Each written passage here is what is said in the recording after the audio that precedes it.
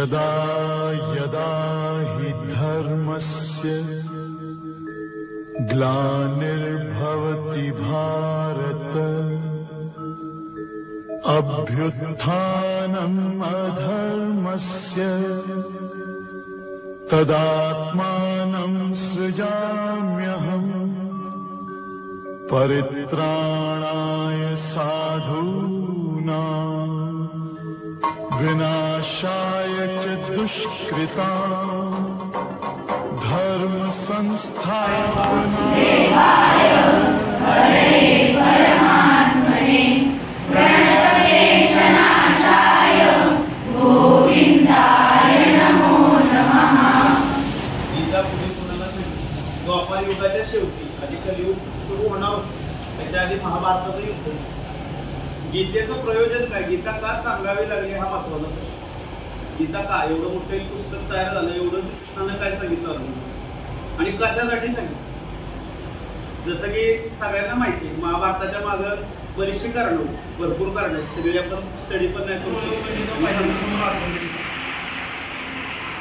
सरळ सांगितलं, पहिली मदत मागण्याचा अधिकार अर्जुन असेल, कारण माझ्या डोळ्यापुढे पहिल्यांदा पाय कसे बसतो. छंदावस्य वर्णानि यस्य मूले सवेरवे अदस्य प्रसुतादस्य शाखा गुणप्रौढाक्षे प्रवाला अदस्य मूलानि संततानि कर्मानुरूपे मनुष्यलोके नररूपमस्य हततोपलभ्यते नातो न चालनचनं प्रतिष्ठा अश्वत्थमेन सुरूढ संगशस्त्रे विदडेन चित्वा तत्पदं तत्परिमार्गद्रव्यं यस्मिन् दता निवर्तन्ति भूया त्वमेव चाद्यं पुरुषं प्रपद्ये यथा प्रवृत्ति प्रस्तुता पुराणे अश्वत्थं प्राहुरव्यम् छन्दासि यस्य पर्णानि यस्तं वेद स वेदवित्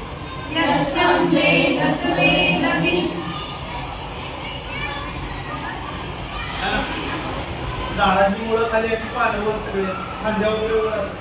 पण भगवान श्रीकृष्ण काय सांगतात? ऊर्ध्वमूलम् अधःशाखा. ऊर्ध्व म्हणजे वर त्याची मुळं आहे आणि खाली शाखा पर्ण विस्तार सगळं खाली.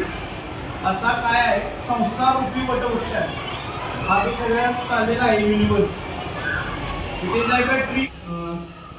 श्री भगवानुवाच अभयं सत्त्वसंशुद्धिर्ज्ञानयोगव्यवस्थितिः दानन्दमश्च यज्ञश्च स्वाध्यायश्च परार्जवम्. काय नवीन ओळख सांगायची गरज नाही.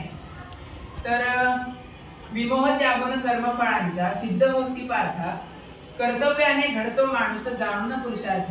हे गाणं हे सुधीर फडके यांनी संगीतबद्ध केलेले आहे. या एका ओळीचा जरी अर्थ तुम्ही तुमच्या आयुष्यात समजून घेतला तरी तुमचे आयुष्य परिपक्व होईल ही माझी खात्री आहे. आपल्याला माहीतच आहे, श्रीमद भगवद्गीता ही संपूर्ण माणसाच्या आयुष्याची गाईडलाईन आहे. परंतु संपूर्ण भगवद्गीतेमध्ये कर्मण्येवाधिकारस्ते मा फलेषु कदाचन ही ओळ अतिशय चांगल्या पद्धतीने गाजलेली आहे आणि अगदी दैनिक जीवनामध्ये पण ही ओळ बरीच आपली घरातली मंडळी वापरत असते. आपल्या आजी आजोबांना आपण म्हणताना हे ऐकलंच असेल की एखादी फळाची तुम्ही चिंता करत असाल तर तेव्हा ही ओळ तुम्हाला तुमच्या आजी आजोबांनी नक्कीच ऐकवली असेल. खरं तर आपण जेव्हा अभ्यास करतो किंवा एखादं काम करतो, कर्म करतो, तेव्हा त्याच्या मागचं मोटिवेशन काय असतं आपलं?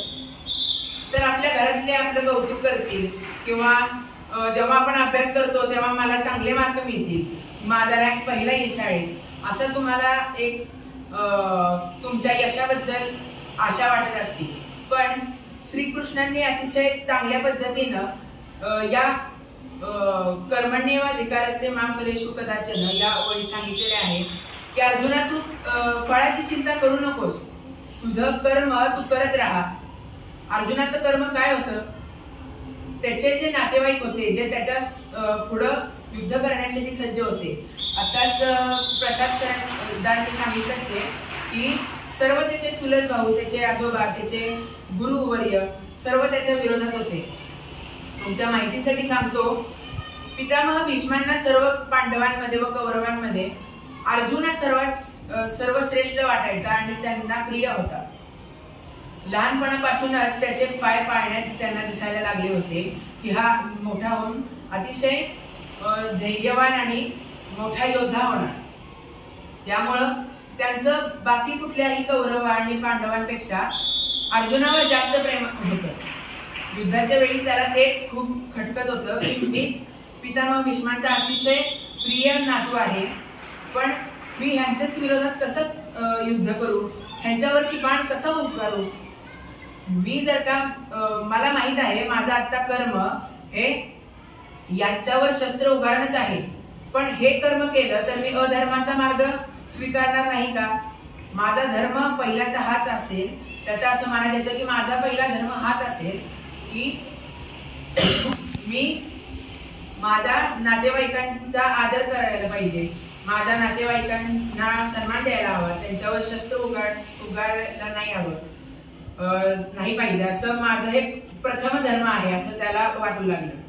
तुम्हालाही तुमच्या पालकांनी शिक्षकांनी सांगितलंच असेल की तुमचं पहिलं धर्म काय, तर तुमच्या घरातल्यांचं तुमच्या शिक्षकांचं आधी आदर ठेवावा सांगितलंच असेल. पण जेव्हा आपण एखाद्या युद्धामध्ये उतरतो तेव्हा त्या युद्धामध्ये आपलं प्रथम धर्म हे पुढे आपला कोण नातेवाईक आहे, काय आपलं त्या व्यक्तीशी नाते हे न बघता अतिशय धैर्यवान पद्धतीनं आपण शस्त्र उगारायचं हे ते धर्म असतं. आपल्याला माहितच आहे की आपल्या शैक्षणिक जीवनामध्ये आपणही युद्ध करत असतो. आपल्या वर्गातल्या वर्गातही युद्ध चालू असतंच ना.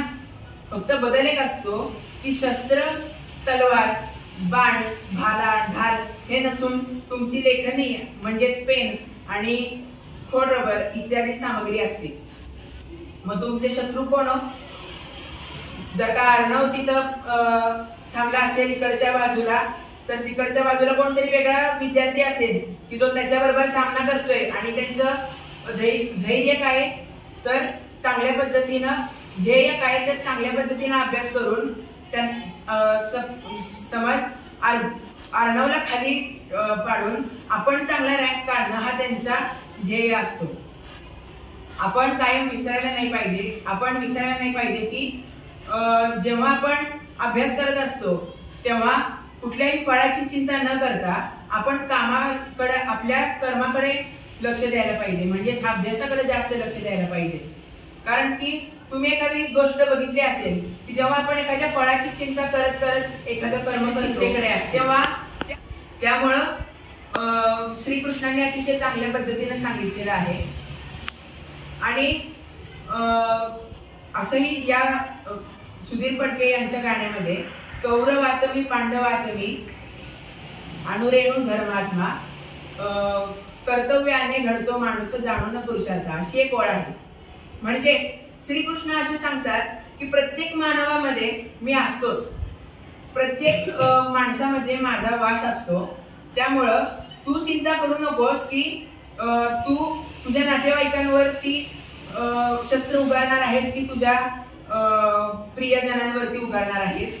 तू माझ्यावरच शस्त्र उगारत आहेस आणि त्यासाठी मी परवानगी तुला देत आहे असं सांगण्याचा उद्देश संभवा